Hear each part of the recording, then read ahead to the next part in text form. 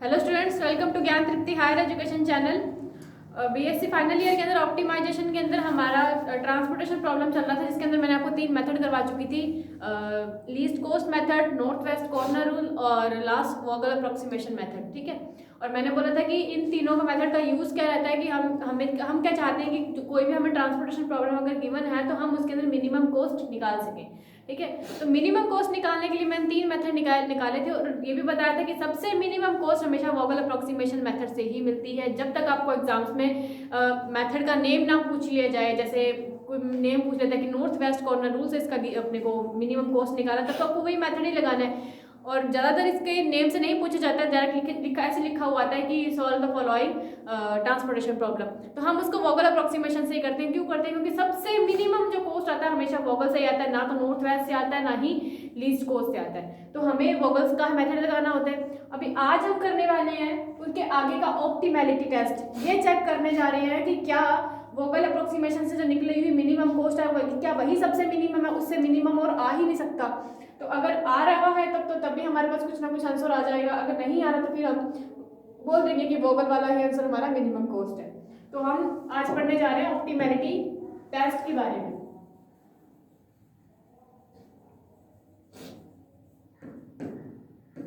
Optimality test. Optimality test find करने के लिए हम जो मेथड यूज करते हैं उस मेथड को बोलते हैं मोदी मेथड। मोदी मेथड। ठीक है, तो ये मेथड यूज करके हम इसके स्टेप्स क्लियर कर लेते हैं कि स्टेप बाय स्टेप मैं आपको बता रही हूँ कि किस तरीके से इसका स्टेप है, फिर उसी स्टेप से हमें क्वेश्चन ले लेंगे जिससे आपको और क्लियर हो जाएगा। ठीक है, तो हम सबसे पहले इसके अंदर मोदी मेथड के सबसे पहले तुमको क्या चेक करना होता है, हमें ये देखना होता है कि सबसे पहले तो वोगल वाली जो अप्रोक्सीमेशन है हमें मिनिमम कॉस्ट निकाल के रख लेना होता है कि पता तो चले कि मिनिमम कॉस्ट है क्या। ठीक है, तो सबसे पहले हमें क्या लगाना है उसके अंदर, जब भी क्वेश्चन हमें गिवन होगा उसके अंदर वोगल अप्रोक्सीमेशन मेथड लगा देना है। राइट द डाटा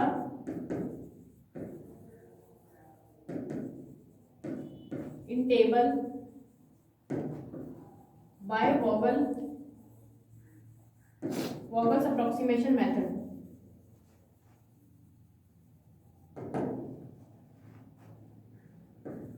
ठीक है, हमें क्या करना है, वोगल से उसका जो भी आंसर निकलेगा उसका टेबल में लिख लेना है और आंसर निकाल लेना है।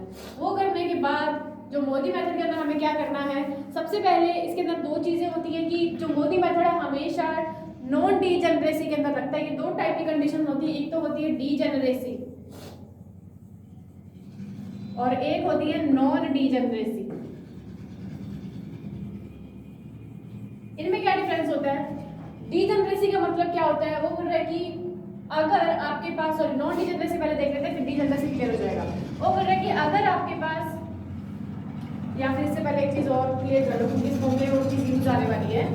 इससे पहले ये देख लो कि हमें क्या करना है कि जो नंबर ऑफ एलोकेटेड, आपको पता होगा मैंने वोगल अप्रोक्सीमेशन करवाया है, जितने मेथड करवाए हैं सबके अंदर मैंने एलोकेशन करवाई है। एलोकेशन का मतलब इस तरीके से अगर कॉलम बने हुए होते तो यहाँ पर जब हम एलोकेशन करते हैं इसको एलोकेशन ही बोलते हैं। ठीक है, तो ये एलोकेशन वो बोलेंगे इस तरीके की सेल्स जिनके अंदर एलोकेशन होती है। ठीक है, तो यहाँ पे लिखेंगे एलोकेटेड सेल, जो कि एलोकेटेड सेल होती है जिसके अंदर एलोकेशन होती है उनको तो क्या बोलते हैं, ऑक्यूपाई सेल। ठीक है, और जो जिनके अंदर एलोकेशन नहीं होती, ठीक है, तो जिसमें एलोकेशन नहीं करें, नो एलोकेटेड सेल।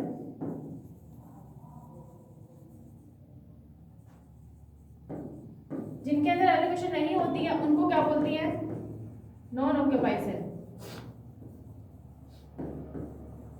ठीक है, ध्यान रखना, जिनके अंदर एलोकेशन होती है उनको तो ऑक्यूपाइड सेल बोल देते हैं और जिनके अंदर एलोकेशन नहीं होती उनको नॉन ऑक्यूपाइड सेल बोल देते हैं। ठीक है, ये क्लियर। उसके बाद हम चलते हैं इसकी डीजेनरेसी के अंदर, डीजेनरेसी एंड नॉन डीजेनरेसी। ठीक है, third step,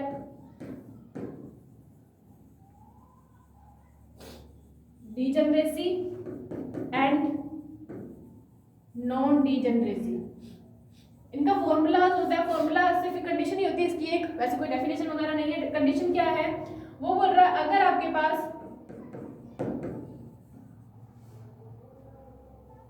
number of occupy cell, number of occupied cell है अगर इक्वल में आ जाए number of row plus number of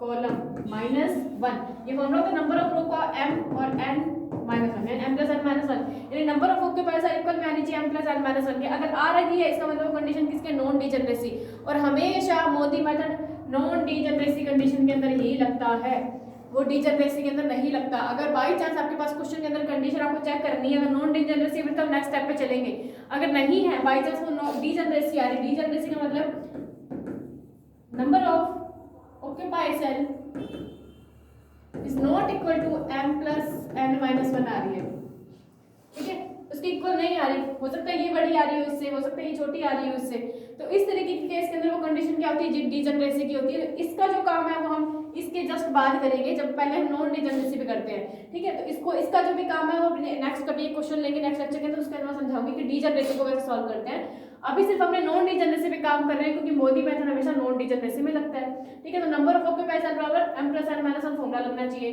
second third step के अंदर देखेंगे फॉर्मूला अप्लाई हो गया तो फिर हम इसके फोर्थ स्टेप पे चलते हैं। फोर्थ स्टेप के अंदर क्या करना है, हमें रोज और कॉलम को नंबरिंग देनी है, ठीक है, तो नंबरिंग देनी है रोज और कॉलम को, जितने रोज और कॉलम है तो उनको जैसे u1 u2 u3 और v1 v2 v3, यानी जैसे रोज को मैंने u के अंदर दे दिया और कॉलम्स को मैंने v1 v2 v3 v4, इस तरीके से जितनी रोज हैं जितनी कॉलम्स उसके हिसाब से मैंने नंबरिंग दे दी। नंबरिंग देने के बाद आपको क्या फाइंड करना है, इसके अंदर cost for occupied cell find करना है। कॉस्ट फॉर ऑक्यूपाइड सेल का मतलब उन सेल्स का कॉस्ट फाइंड करना है जिनके अंदर एलोकेशन है, ठीक है, तो उसका फॉर्मूला होता है Cij is equals to ui plus vj, ये फॉर्मूला अप्लाई करना है, ठीक है। उसके बाद हमें क्या निकालना है, अपॉर्चुनिटी कॉस्ट निकालनी है, अपॉर्चुनिटी कॉस्ट निकालनी है फॉर नॉन ऑक्यूपाइड सेल, मतलब जिनके अंदर एलोकेशन नहीं है उसकी अपॉर्चुनिटी कॉस्ट निकालनी है, और उसका फॉर्मूला क्या है, उसका फॉर्मूला है Dij is equals to Cij minus ui plus vj, ये फॉर्मूला है opportunity cost for non occupied cell. ऐसा करने के बाद आपके पास Dij की कुछ एक वैल्यूज आएंगी, ठीक है, अगर if all value of Dij are greater than 0 greater than equal to 0, then अगर Dij की जितनी वैल्यू सारी की सारी 0 से बड़ी या बराबर आ रही है तब तो फिर क्या अपने बोल देंगे कि जो हमारा वोगल से निकला हुआ मेथड है वही सेटिस्फाइड है, हम लिखेंगे देन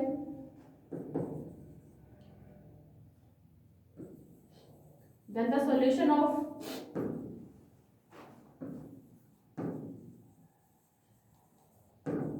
वोगल्स मेथड आर ऑप्टिमम, उसका सॉल्यूशन वो ऑप्टिमम है, उसके बाद हम और सॉल्यूशन निकालने की जरूरत नहीं है। बाई चांस अगर Dij की कोई भी एक वैल्यू या दो वैल्यू 0 से छोटी आ रही है, मतलब नेगेटिव आ रही है, तब हमें क्या करना है, then draw a close loop, तो हमें एक क्लोज लूप या पाथ ड्रॉ करना है, ठीक है, तब क्या करना है, क्लोज लूप या पाथ ड्रॉ करना है जब 0 से छोटी वैल्यू आ जाए, ठीक है। और वो ड्रॉ कैसे करते हैं, हमें इस तरीके से ड्रॉ करना है कि वो इस तरीके से कैसे भी करके जा सकता है, और जहां से शुरू हुआ है वहीं पे आपका लास्ट में खत्म होना चाहिए। जैसे मेरा पाथ यहाँ से शुरू हुआ, ऐसे चला ऐसे चला ऐसे चला और यहाँ पे आके खत्म हो गया, तो स्टार्टिंग पॉइंट से जहां से शुरू हुआ है वहीं पे आके क्लोज लूप को खत्म करना है, और शुरू कहाँ से करना है, जहां पर नेगेटिव पॉइंट है, स्टार्ट कहाँ से करना है, स्टार्ट फ्रॉम नेगेटिव वैल्यू, जो भी नेगेटिव वैल्यू आई है वहां से आपको शुरू करना है क्लोज लूप बनाना, ठीक है। बाई चांस आपके पास दो नेगेटिव वैल्यू आ रही है Dij की, अब पॉसिबल जरूरी थोड़ी कि एक ही वैल्यू आएगी Dij की, दो भी आ सकती है, तीन भी आ सकती है, तो हमें क्या करना है, उन दो या तीन में से जो सबसे मोस्ट मिनिमम है वहां से क्लोज लूप बनाना शुरू करना है, ठीक है, और शुरू करते हुए ऐसे जाना है, ठीक है, चलते जाना, और टर्निंग कहाँ से लेनी है, टर्निंग वहां से लेनी है जिस सेल के अंदर एलोकेशन हो, ठीक है। अगर जिस सेल में एलोकेशन नहीं है तो वहां से हम सीधा लाइन बना देंगे, वो कुछ नहीं होता, जहां पे एलोकेशन है वहीं से टर्न लेना है, ऐसे टर्न लेते लेते वापिस से उसी पॉइंट पे पहुंच जाना है। अब इसके आगे का काम है मैं क्वेश्चन में आपको क्लियर करवा दूंगी, ठीक है। अभी तक यहाँ तक का थोड़ा समझो कि है क्या चीज़ ये। इस पे हम एक क्वेश्चन लेते हैं,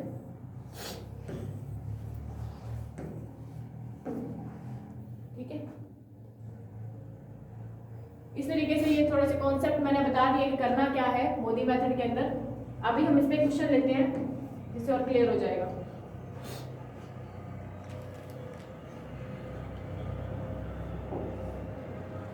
हम वो लास्ट वाले क्वेश्चन लेते हैं जो मैंने लास्ट गॉगल मेथड करवाया था, उसमें मैंने गॉगल से आंसर निकाल के रखा हुआ था, लास्ट लेक्चर के अंदर देख लेना। उसी के अंदर मैं मोदी मेथड लगाने जा रही हूँ।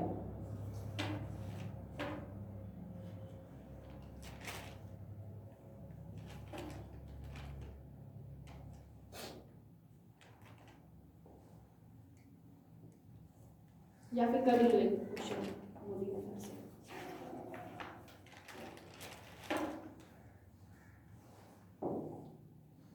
प्रॉब्लम गिवन है, ठीक है। प्रॉब्लम के अंदर हमें D1 D2 D3 दे रखा है और इधर O1 O2 एंड O3 है।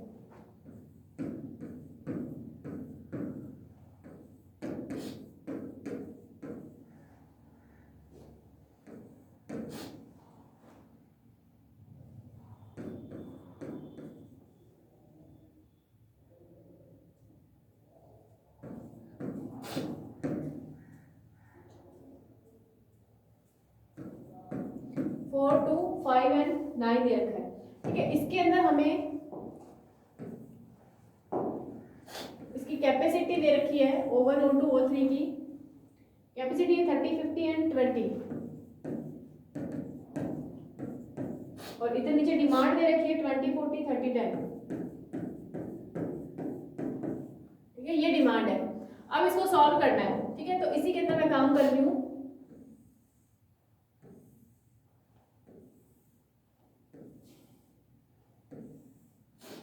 ठीक है,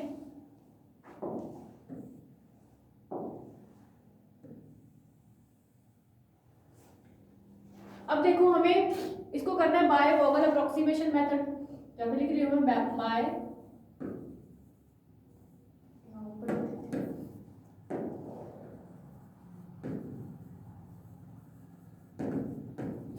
बाय वोगल्स मेथड। वोगल मेथड से आपको पता है इधर क्या बनती है, पेनल्टी रो बनती है, ठीक है। और इधर क्या बनता है, पेनल्टी कॉलम।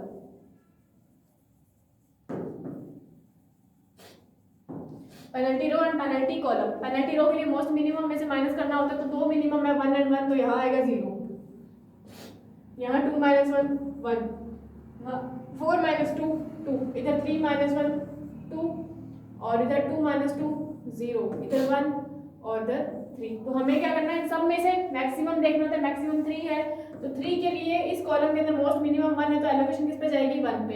अब इसके पास 10 की डिमांड है इसकी और 50 प्रोडक्ट है, तो 10 की डिमांड इसने इसकी पूरी कर दी, इसकी डिमांड खत्म, ठीक है। और इसके पास प्रोडक्ट कितने बचे, 40, ठीक है। अब नेक्स्ट फिर से अब देखिए यहाँ पर इसकी डिमांड खत्म होगी है, इसका मतलब सिटी को लॉक कर दो। नेक्स्ट इधर फिर से यहाँ 1 हो जाएगा, यहाँ 3 माइनस 2 1, यहाँ पे 4 माइनस 2 2, ठीक है। और इधर ये 2 ये 0 एंड 1 ये डैश, ठीक है। अभी कौन है, दोनों में 2 2 है तो किसी को भी सिलेक्ट कर लो क्योंकि दो मैक्सिमम 2 है। तो इस 2 में से मैं इसको सिलेक्ट कर रही हूँ, इसमें मिनिमम कौन है, ये 1 है, तो इस पे मैं कर रही हूँ एलोकेशन। 30 इसकी कैपेसिटी, 20 की डिमांड है, 20 की डिमांड इसने पूरी कर दी तो इसके पास प्रोडक्ट बचे 10। अब इसकी डिमांड पूरी होगी, इसका मतलब ये सिटी हो गई लॉक, ठीक है। नेक्स्ट फिर से वही काम करना है, 2 माइनस 1 1, 3 माइनस 2 1, 5 माइनस 2 3, और इधर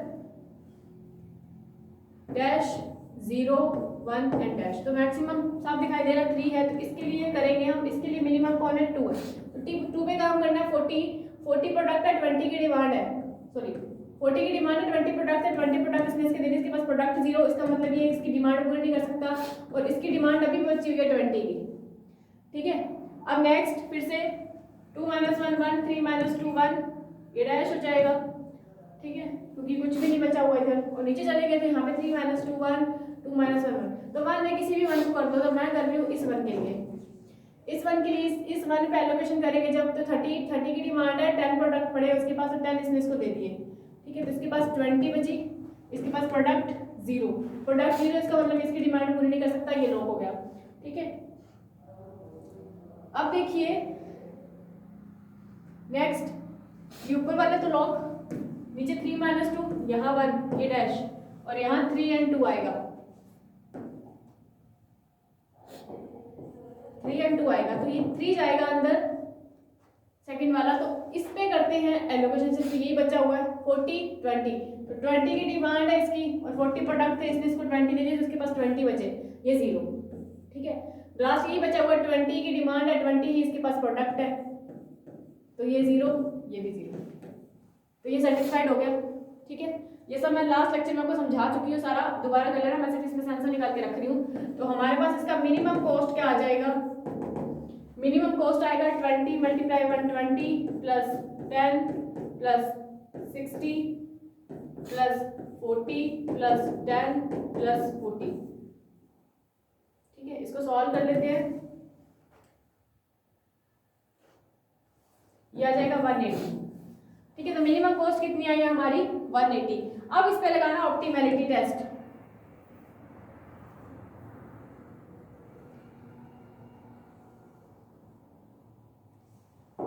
अब करेंगे optimality test by MODI method, ठीक है। फर्स्ट स्टेप के अंदर हमें सबसे पहले चेक करना है कि वो पहले ही आंसर निकालना था, तो वो निकाल लिया हमने। सेकंड स्टेप के अंदर हमें चेक करना था कि इसके अंदर इसका जो ये डिजनरेसी है नॉन डिजनरेसी है, ठीक है। तो हम डिजनरेसी नॉन डिजनरेसी की कंडीशन लगाएंगे। पहले कंडीशन फॉर्मूला क्या था, number of occupy cell, check करते हैं कि डिजनरेसी है नॉन डिजनरेसी है, तो number of occupy cell is equal to m + n - 1 formula होता है, ठीक है। नंबर ऑफ ऑक्यूपाई का सेल मतलब ऐसे कितनी सेल्स हैं जिनके अंदर एलोकेशन हो रखी है, तो ध्यान से देखो, एलोकेशन वाले सेल एक ये है, 2 3 4 5 और 6, ऐसी 6 सेल हैं जिनके अंदर एलोकेशन है, तो नंबर ऑफ ऑक्यूपाई सेल कितना हो जाएगा 6,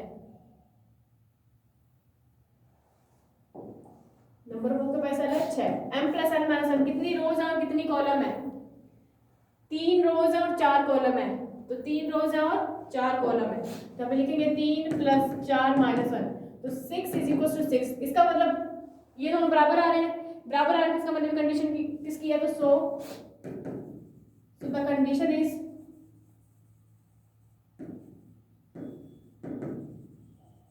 नॉन डिजनरेसी, तो सेटिस्फाइड है, क्योंकि नॉन डिजनरेसी के लिए मोदी मेथड लगता है, तो ये कंडीशन किसकी है, नॉन डिजनरेसी की है।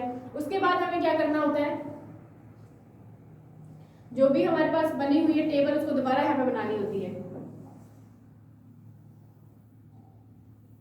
ये जो टेबल हमने ऊपर बनाई है ना वोकल की, ठीक है, वो सेम टेबल हमको उसके अंदर बनानी है और उसके बाद उसको नंबरिंग देनी है, ठीक है। इसके अंदर सिर्फ ये अंदर वाला काम ही लिखना है, वो और कुछ भी नहीं है।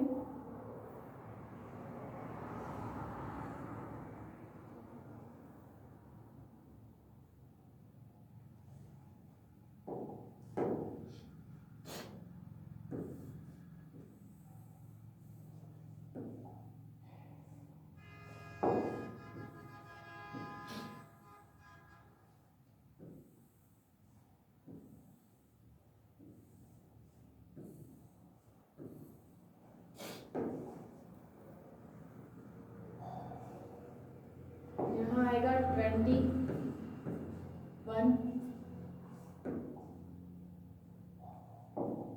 यहाँ 2, ये 10, ये 1, आपको एज इट इज देख के बनानी है, कुछ भी नहीं करना है। 4 3 20 and 3 20 and 2 10 and 1, ठीक है। और यहाँ था 4 20 and 2 5 and 9, ये सेम एज इट इज आपको देख के बना देनी है,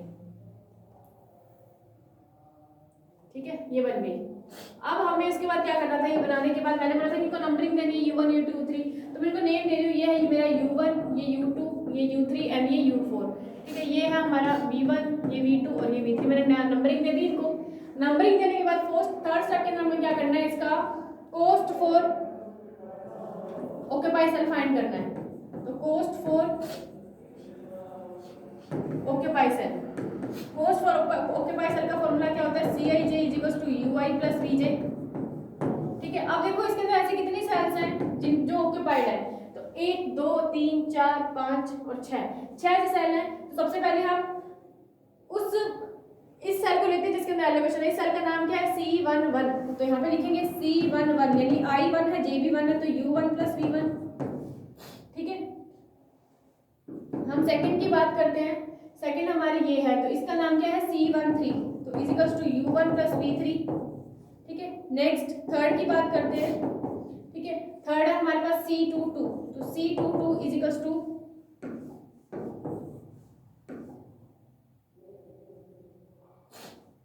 C22 मतलब U2 प्लस V2। ठीक है, और इधर मैं फोर्थ कर रही हूँ। फोर्थ क्या है हमारे पास, C22 हो गया, C23 है, C23 मतलब U2 प्लस V3। ठीक है, एंड फिफ्थ कर रही हूँ मैं, C23 हो गया, C24 है, C24 तो U2 प्लस V4। इसी तरीके से सिक्स नंबर कर रही हूँ, C32, तो C32 is equal to U3 plus V2। ये हो गया। ठीक है, अब हमें इनके अंदर वैल्यूज पुट कर देनी है। अब हमें इनका यूज क्या है, इनसे हमें U1 U2 U3 and V1 V2 V3 इन सबकी वैल्यू निकालनी है। तो हम क्या करेंगे, सबसे पहले इनमें से किसी एक को 0 रख देंगे अपनी मर्जी से। किसको रखेंगे, ऐसी रो या कॉलम जिसके अंदर मैक्सिमम एलोकेशन हो रही हो। जैसे इस कॉलम को, इस रो को देखो, इसके अंदर 3 एलोकेशन है, तो हम क्या V2 को 0 लिख देंगे। तो हम लिख देंगे put V2 is equal to 0, क्योंकि जिसके अंदर एलोकेशन सबसे ज्यादा हो उसको 0 रख दिया करो। अब इसके अंदर सबसे ज्यादा थी तो V2 को 0 रख दिया। अब C11 की बात करें, C11 का कोस्ट कितना है, 1, तो यहाँ पे लिखेंगे 1 बराबर U1 हमें पता नहीं है। ठीक है, और सबसे पहले हम V2 वाला काम करते हैं। सबसे पहले देखते हैं कि V2 किस में आ रहा है, C22 में आ रहा है। सबसे पहले इसी को सॉल्व कर लेते हैं। तो C22 कितना है, 2 और 2 3, तो यहाँ पे आएगा 3 is equal to U2 plus V2 तो 0 ही है, यहाँ पे 0 रखेंगे तो U2 की वैल्यू कितनी आ जाएगी, 0 आ जाएगी। ठीक है, U2 की 0 आ गई। और V2 किस में आ रहा है, V2 आ रहा है इसमें लास्ट, इसमें, तो इसके अंदर भी रखेंगे जब, तो C32 कितना है, 2, तो 2 इज इक्वल टू U3 और V2 तो 0 है, तो U3 की वैल्यू कितनी आ गई, 2। ठीक है, और V2 किसी में नहीं आ रहा है। ठीक है, तो हम हमारे पास वैल्यू किसकी आ गई, U2 की आ गई वैल्यू, तो U2 की वैल्यू आ गई, हम इसके अंदर पुट कर सकते हैं। तो C24 कितना है, 1, तो 1 इज इक्वल टू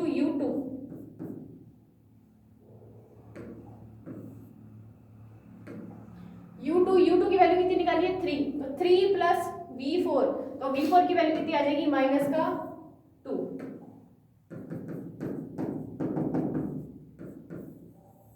ठीक है, U2 और इसमें भी है। ठीक है, U2 की वैल्यू तो निकली हुई है, U2 3, और C23 कितना है, C23 2 है, तो 2 माइनस 3 माइनस का 1।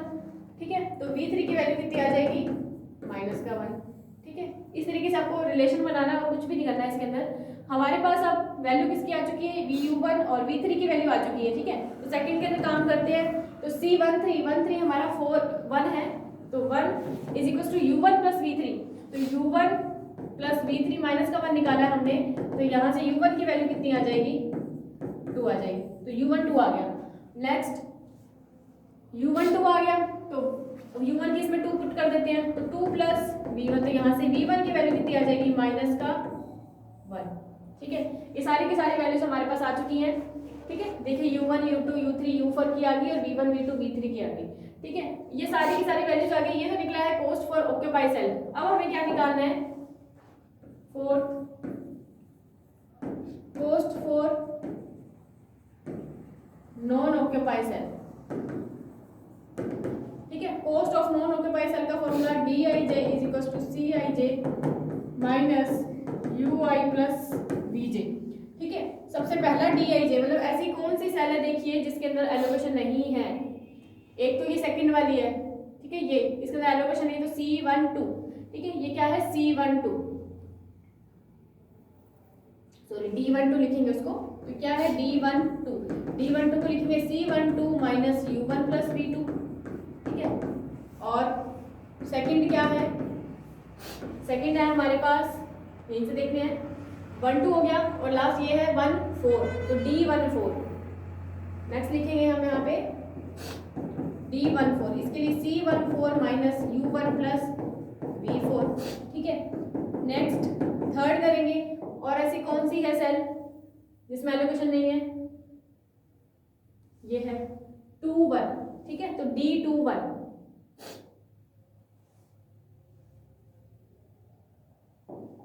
तो D21 is equal to C21 minus U2 plus V1। ठीक है, नेक्स्ट D21 होगी और एक ये है D31, तो D31 निकालेंगे। D31 बराबर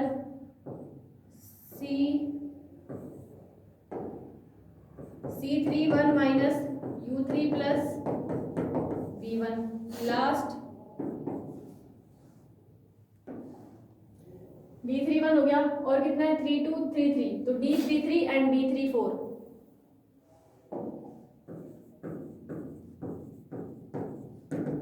C33 minus U3 plus V3, यहाँ से C34 minus U3 plus V4। ठीक है, अब इन सब की वैल्यू रख देनी है यहाँ पर। सबसे पहले देखो D12 का कॉस्ट कितना था? D12 का कॉस्ट देखना है हमें, तो D12 कॉस्ट कितना था यहाँ पे 2, तो यहाँ पे लिखेंगे हम कितना 2, तो यहाँ पे लिखेंगे 2 इज इक्वल्स टू C12। ठीक है, C12 कितना है? C12 यहाँ पे कहीं पे नहीं लिखा हुआ क्या? सॉरी, D12 की वैल्यू यहाँ पे निकालनी है, हमें पुट नहीं करनी है। D12 तो निकलेगा ना, तो यहाँ पे लिख लेंगे D12 is equal to C12। C12 की वैल्यू यहाँ से निकालनी है जो कि कॉस्ट है, क्योंकि D12 तो कॉस्ट थोड़ी C12 कॉस्ट होता है, तो C12 कितना है 2, तो C12 की जगह पर 2 लिखेंगे, D12 की जगह नहीं, इसकी जगह 2 minus U1 plus V2। U1 की वैल्यू कितनी है? यहाँ से देखिए U1 की वैल्यू 2 है, प्लस V2 की वैल्यू कितनी है? यहाँ से V2 की स्टार्ट के साथ हमने 0 लेट कर ली थी। ठीक है, तो यहाँ से 0 इज इक्वल टू 0। ठीक है, तो 0 आ सकती है, तो इसका मतलब ये सेटिस्फाइड है। नेक्स्ट D14 करना है, तो D14 देखिए कितना है यहाँ पे, D14 मतलब C14, तो C14 कितना है 4 है, तो क्या लिखेंगे वहाँ पे 4 लिखेंगे, तो D14 is equal to 4 minus U1 plus V4। U1 की वैल्यू कितनी है? यहाँ से देखिए U1 की 2 है, प्लस V4 की कितनी है? माइनस का 2, तो ये 0 इज इक्वल टू 4 आएगा, जो कि 0 से बड़ा है। इसका मतलब ये भी सेटिस्फाइड, क्योंकि DIG की सारी वैल्यू 0 से बड़ी या बराबर आनी चाहिए। ठीक है, तो ऊपर वाली बराबर आ गई, बीच वाली दूसरी वाली बड़ी आ गई, ये भी सेटिस्फाइड है। नेक्स्ट D21 के लिए करना है, C21 चाहिए, तो C21 की वैल्यू देखिए कितनी है ऊपर, C21 कितना है 3 है, तो क्या लिखेंगे हम यहाँ पे 3, तो 3 D21 is equal to 3 minus U2 plus V1। U2 कितना है 3 प्लस V1 कितना है माइनस का 1, 3 माइनस 1 2, 3 माइनस 2 1, यानी 1, ये भी 0 से बड़ा है, इसका मतलब ये सेटिस्फाइड है। नेक्स्ट D31 करना है, तो D31 कितना है हमारे पास 4 है, तो 4 5 और 9 है, तो मैं डायरेक्ट लिख रही हूँ यहाँ पे 4 5 और 9 है, तो यहाँ पे D31 is equal to 4 minus U3 plus V1। U3 कितना है 2 और V1 कितना है माइनस 1, 2 माइनस 1 4 माइनस 1 3, ये भी 0 से बड़ा है, इसका मतलब सेटिस्फाई है। यहाँ पे D33 करना है, D33 बराबर 5 माइनस U3 प्लस V3। अब U3 प्लस V3 कितना है? U3 हमारे पास है 2 और V3 कितना है माइनस 1, तो 2 माइनस 1, इसका मतलब 4, ये भी 0 से बड़ा है, ये भी सेटिस्फाई है। लास्ट बच गया हमारे पास D34 is equal to 9 minus U3 plus V4। ठीक है, U3 प्लस V4 देखिए कितना है, U3 2 है और V4 माइनस का 2 है, तो 2 माइनस 2 0, इसका मतलब 9, ये भी 0 से बड़ा आ गया। ठीक है, इसका मतलब क्या है, सारी की सारी DIG की सारी वैल्यू 0 से बड़ी या बराबर है, यहाँ पे लिखेंगे hence all value of R greater than equal to 0, then the solution of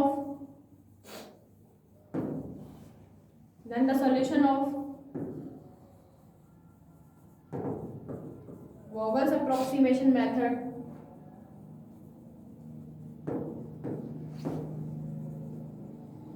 is optimum, मतलब जो उसका पहले आंसर निकाला था वही उसका आंसर होगा। ठीक है, तो मिनिमम कॉस्ट हमारी कितनी है, 180 रुपये निकाली थी हमने और वही उसका आंसर है। ठीक है, इस तरीके से करते हैं मोदी मेथड। आपको समझ में आया होगा। इस वीडियो को बार बार अगर नहीं समझ में आया तो एक दो बार रिपीट पे आप इसको देखिएगा, तभी आपको क्लियर हो जाएंगी चीजें। शुरू कैसे करना है मोदी मेथड, वैसे तो बहुत ईजी है। सबसे पहले आपको चेक करना है कि डीजनरेसी है नॉन डीजनरेसी है। अगर नॉन डीजनरेसी फिर तो मोदी मेथड लगेगा ही लगेगा। डीजनरेसी तो फिर इसको हम चेंज करेंगे नॉन डीजनरेसी की कंडीशन के अंदर, ताकि वो नॉन डीजनरेसी, क्योंकि लग ही नहीं सकता डीजनरेसी पे। तो उसमें जो क्वेश्चन है वो मैं आगे करवाऊंगी, अभी तो सिर्फ मैंने नॉन डीजनरेसी का करवाया है। तो नॉन डीजनरेसी कंडीशन के लिए हम ये टेबल दोबारा बनाएंगे जो कि वोगल से हमने हमारी बनी हुई होती है। आपको सबसे पहले वोगल ही मेथड लगाना है ताकि मिनिमम कॉस्ट पता चल सके। उसके बाद जो टेबल बनी होगी वो दोबारा रिपीट करके उसको नंबरिंग दो। नंबरिंग करने के बाद आपको फाइंड करना है कॉस्ट फॉर ऑक्यूपाइड सेल। इसका मैं बता चुकी हूँ किस तरीके से आपको कॉस्ट का फॉर्मूला बनाना है और किस तरीके से वैल्यूज पुट करके आपको निकालनी है। और किसी एक को तो जीरो लेना पड़ता है। किसको लेना पड़ता है, जिसके अंदर एलोकेशन सबसे ज्यादा हो उसको जीरो ले लिया और बाकी वैल्यूज बहुत इजीली निकल जाती हैं।